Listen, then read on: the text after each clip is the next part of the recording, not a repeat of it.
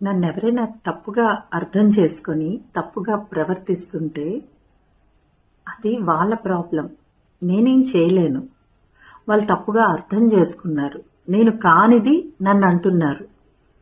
So వాళ్ళు కరెక్ట్గా ఆలోచించడానికి అవసరమైన మైండ్ సెట్ మనసుని ఇమ్మని భగవంతుణ్ణి కోరుకుంటాం, ప్రార్థిస్తాం. మన వంతు ప్రయత్నం మనం చేస్తాం.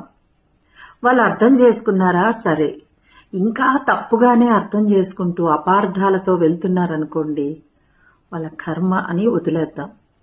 మనం కరెక్ట్గా ఉన్నంత వరకు మన ఆలోచన విధానంలో ఎలాంటి కల్తీ కల్మషం లేనంత వరకు ఎవ్వరికీ భయపడాల్సిన అవసరం లేదు, దేనికి భయపడాల్సిన అవసరం లేదు. స్ట్రాంగ్గా ఉండడమే. నువ్వు చేసింది కరెక్ట్ అని నీ మనసు నమ్ముతుంది అంతే.